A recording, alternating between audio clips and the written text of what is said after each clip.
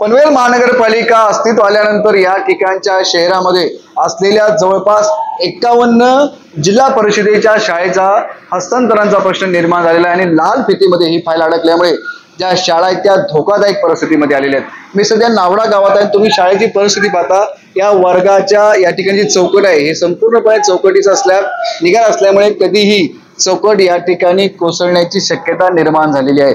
आपण जर हा वर्ग पाहिला तर तुम्ही पाहता की या वर्गामध्ये लाईट नाहीये, अंधारामध्ये या मुलांना शिकावं लागत आहे।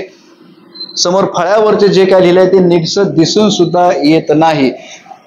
याच वर्गाच्या जर आपण भिंती पाहिल्या तर तुम्ही बघा की काय ह्या वर्गाची अवस्था झालेली आहे। संपूर्णपणे भिंतीचं या ठिकाणी प्लास्टर निघालेला आहे, गळकी ही भिंत तयार झालेली आहे।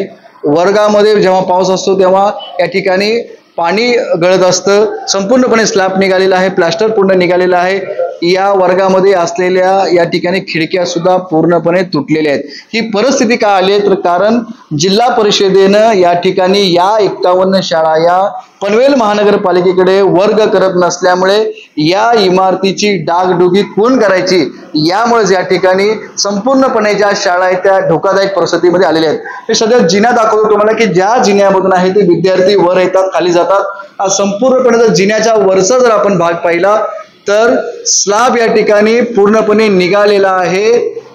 अवस्था बघा की कधीही वरून स्लॅब कोसळू शकतो आणि हे जर साधा स्लॅब कोसळला आणि विद्यार्थ्याच्या जर डोक्यात पडला तर गंभीर दुखापत होऊ शकते, त्याचबरोबर प्रसंगी दुर्दैवाने मृत्यू सुद्धा होऊ शकतो। त्यामुळे जवळपास 51 शाळेतले 8,500 विद्यार्थ्यांचा जीव या ठिकाणी धोकादायक परिस्थितीमध्ये आलेला असून पनवेल महानगरपालिका आणि जिल्हा परिषदेने योग्यरित्या या ठिकाणी त्यांचा समन्वय साधला नसल्यामुळे हा संपूर्ण कारभार लाल फितीत अडकल्यामुळे या ठिकाणी त्यांची डागडुगी होत नाहीये। त्यामुळे जर या विद्यार्थ्यांना काही झाल्यास याला जबाबदार कोण, अशा प्रकारचा प्रश्न आहे तो पालक वर्गाकडून उपस्थित होतोय।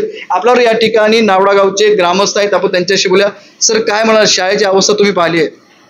शाळेची अवस्था आपण पाहिली, एकदम अवस्था एक दुरावस्था झालेली आहे। पहिली गोष्ट असं का मी स्वतः इथला नगरसेवक आहे स्थानिक, आणि माझा या शाळेचा मी माझे विद्यार्थी सुद्धा आहे। आज आमच्या आजोबा वडला ही जमीन जिल्हा परिषदेला त्यावेळी शाळेतले विद्यार्थी शिकावा हा उद्देश ठेवून त्याची चांगली संकल्पना ठेवून दिलेल्या होत्या, परंतु आज जिल्हा परिषद आणि महानगरपालिकेच्या वादामुळे आज शाळेची दुरवस्था झाली। कोणी याच्याकडे लक्ष द्यायला महानगरपालिका तयार नाही आहे।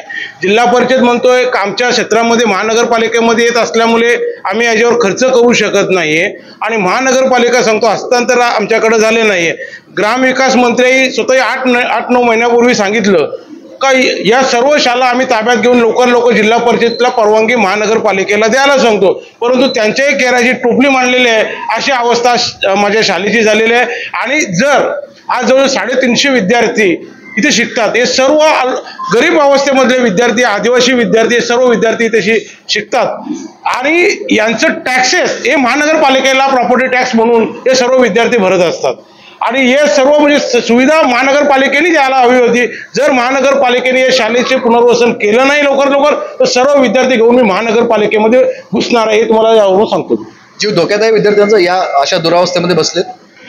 याच्यामध्ये दुरावस्थेमध्ये जो वरचा फ्लोअर झालेला आहे त्याच्यामध्ये आता आम्ही रिपेअरिंग करून सदर जो बसवलेला आहे, परंतु जे खालचे 2 फ्लोअर आहेत ते चांगल्या अवस्थेमध्ये, त्याचा आम्ही ऑडिट सुद्धा केलेला आहे, जो गव्हर्नमेंटच्या ऑडिट प्रमाणे करायला लागतो। दुर्घटना 100% घडू शकतोय, म्हणून लवकर जर महानगरपालिकेने जर याच्यावर निर्णय घेऊन लवकरात लवकर यांची पर्याय व्यवस्था करावी, तसेच पर्याय व्यवस्था बरोबर महत्वाचे म्हणजे ही शाळेचा पुनर्वसन करावं ही माझी अपेक्षा आहे। नक्कीच आपण पाहतो की एकीकडे बदलापूरची घटना घडली होती आणि त्यानंतर आहे ते संपूर्ण शाळांमध्ये CCTV बसवावे अशा प्रकारचे आदेश शासनाने दिले होते। मात्र CCTV तर बसवाल, पण अशा दुरावस्था झालेल्या शाळा जर मोडकळी पडली तर त्या विद्यार्थ्यांचा जीव जाईल, याला जबाबदार कोण असेल असा प्रश्न आता या ठिकाणी पालक वर्गाकडून उपस्थित केला जातोय।